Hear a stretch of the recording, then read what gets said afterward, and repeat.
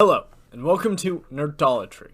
Today we'll be discussing the Holy Roman Empire, which today is mostly known for Habsburg memes and the sheer non-existence of a centralized state. What if I told you that it wasn't always such a mess?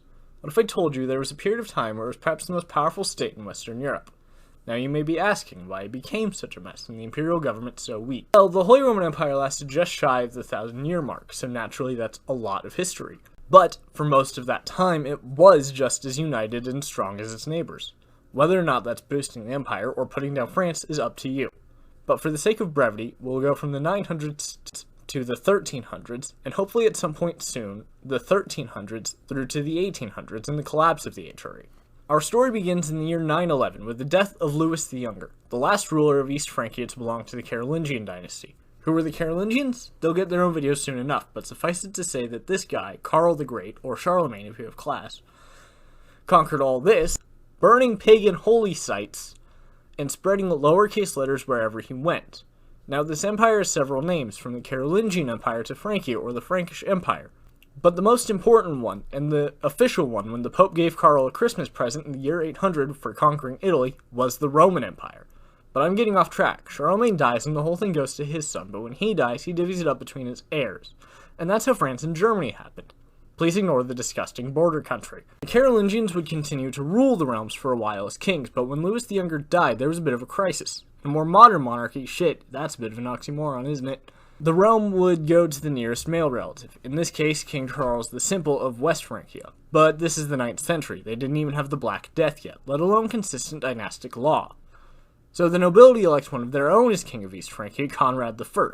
This handedly establishes a precedent for elected monarchy, not that they really knew that at the time. Now, due to being elevated by the dukes of the kingdom, he was largely unable to actually get them to do anything. After all, why should they listen to him when they put him there? So Conrad has to deal with constant rebellions.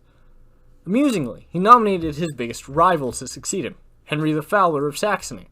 Nominally, this was because he was the only one who seemed capable enough. But personally, I'd like to think of it as a petty sort of, ha, your problem now, jerk. Bet you wish you hadn't undermined me every chance you got. Now, Conrad only ruled for about 7 years due to this little-known condition called dying, but it was fairly important. Firstly, not only did he ascend via the elective monarchy, he kept it around, though it doesn't look like he had kids, so this was likely not out of choice. Second, he was last Frankish king of East Francia, and this would put the region on a path of development fundamentally different from that of France, one that likened itself more to the German tribes of Central Europe than the Latin Roman Empire. This is most obvious in the languages, France versus Deutschland, or how French people use fourchets to eat du boeuf, and German gabbles make eating Rindfleisch easy. While King Birdbrain would indeed take power, he was only elected by Saxons and Franconians. While the Duke of Swabia would swear fealty later, the ruler of Bavaria would take a long time and 2 military invasions to break down. Henry would also gain land in the west. Remember that ugly border country I told you to ignore? That's Lotharingia. And both East and West Francia laid claim to it, not for the last time, mind you. Now, Charles the Simple and Henry I did eventually come to an agreement where Charles got the lion's share, but then Charles died, and suddenly Henry had no more obligations, and he invaded the territory. This is also not the last time France and Germany would take their anger at each other out on this part of Europe. While this was happening, conflicts erupted with the Magyars, basically Hungarians before they settled down and English massacred their language, and the Danes. You would think this would pose a problem for King Henry, and while in the short term you would generally be correct, it also provided him a bit of a boon in the long term. How? Well, the Danish and the Magyars were pagan barbarians that wanted to burn everything down and take whatever wasn't nailed to the ashes. This created a problem for the nobility all across East Francia, which they needed a strong state to deal with, meaning they were more willing to follow Henry than they had been Conrad. Henry's reign was successful enough that his son Otto was elected in his footsteps in 936. To give you an idea of how important this Otto guy is, the dynasty isn't called the Henrians, or the Saxonians, or even the von Birdman. No, it's called the Ottonian dynasty. From this point onwards, this is when shit gets real. Now, as was the custom, his vassals, mostly the ones his father had brought in under force like Bavaria and Lorraine, rebelled against his rule and his sovereignty. But, while they were put down in pretty short order, as Otto's brother Henry wanted the throne, Lorraine wasn't a clean victory, so much as their mother coming in and telling them to play nice, or neither would get to rule anything.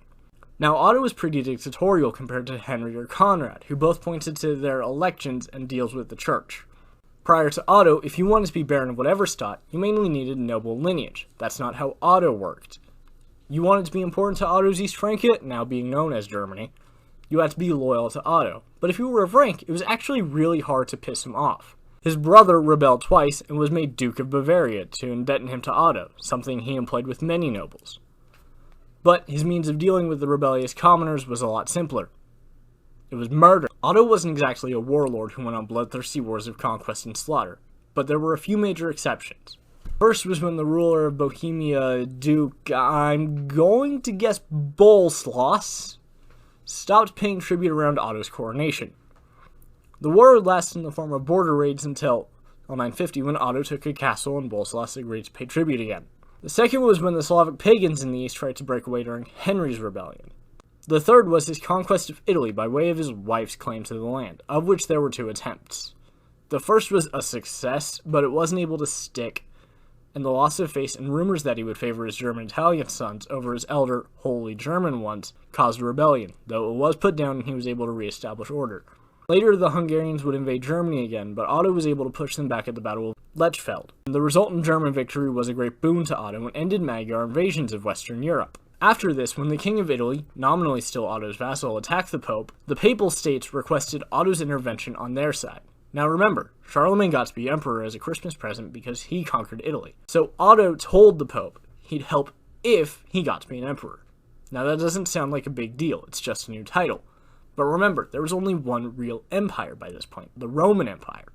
And if the Pope crowned him emperor, Otto would have nominal dominion over all of Europe except the Byzantines out east and the Pope himself. And it was agreed. With that settled, Otto promptly took Italy from the vassalized king and was crowned Otto I of the reconstituted Holy Roman Empire. Now that we have the HRE we're going to spend a lot of time with, if you've enjoyed the video so far, please like and subscribe.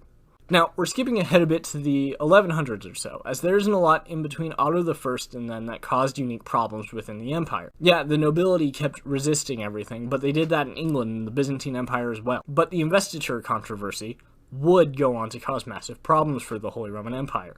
Pope Gregory VII wanted to establish the papacy as a major power of Europe, and to that end, he argued 1, he was the only one who could depose a king, and 2, he, as supreme head of the church, was the only one who had the right to appoint bishops. This angered Emperor Henry IV, but luckily for the Pope, no one liked Henry, and his nobles used this opportunity to rebel.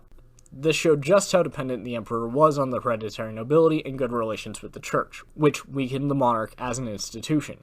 His successor, Henry V, made a deal with the Pope where the church would lose its material lands in Germany and become purely spiritual, but that lasted all of 5 minutes before the papacy rescinded it from the deal. Henry V was excommunicated and his nobility rebelled. This soured long-term relations between the empire and the papacy, and after this, one could assume the Holy Roman Emperor would really only rule his home territory. Italy would continue to be a long-term problem for the empire. Frederick Barbarossa, for example, wound up pretty invested in papal shenanigans that really angered the German states in the North Italian cities. The Germans thought he was ignoring their needs, and the Italians frankly felt the giant armies involved were giving them way too much attention. And for those of you who know about the Renaissance and how it was started by Italian trade, yeah, this is about when it first started to get awesome, if not quite civilization defining. Frederick's reign was dominated by attempts to restore imperial might over the German states and bring the Italian cities back into the fold, something he failed miserably at. Well, that sounds like another Barbarossa I know. The problems were rooted in investiture, as many of the Italian city-states were backing the Pope against the empire.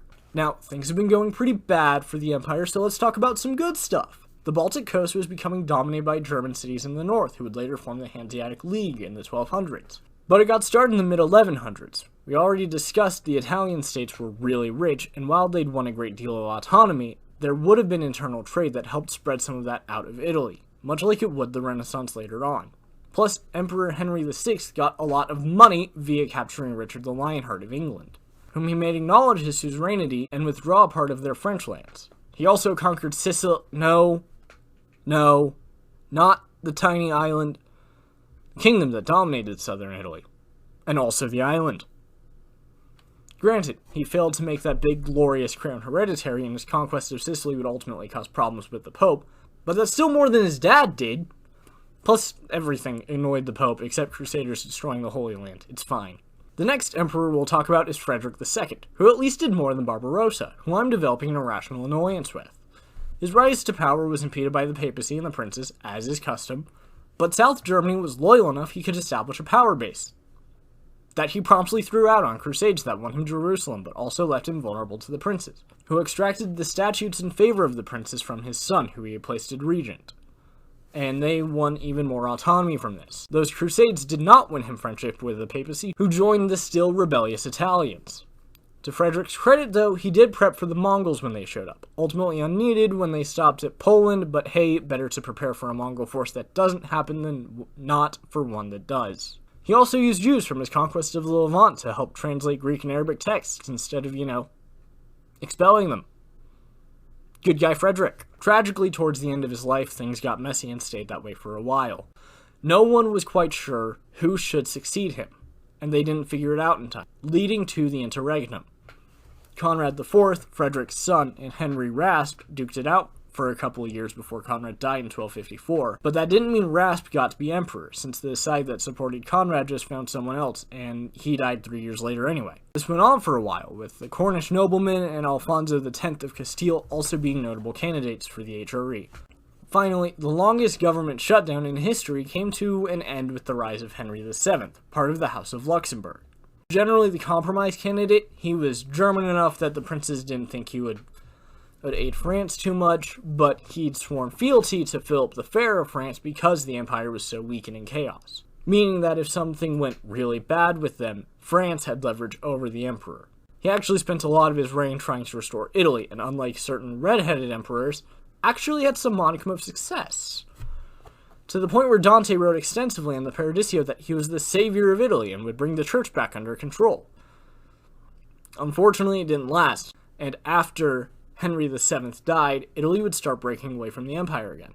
Unfortunately, he caught malaria and died while working to fix the broken mess in Italy in August 1313, a little over a year after he was elected in the first place. There's a reason I only said he had a modicum of success. No matter how much autonomy the nobility and the princes wrestled from the emperor, they still didn't actually have the right to conduct their own foreign policy until after the 30 Years' War, about 300 years later. You'd think that would have happened by, Frederick II. But we'll talk more about the 30 Years' War and maybe some emperors you've actually heard of in part 2. Please give this video a like and subscribe to Nerddolatry so you don't miss it. Thank you so much for watching.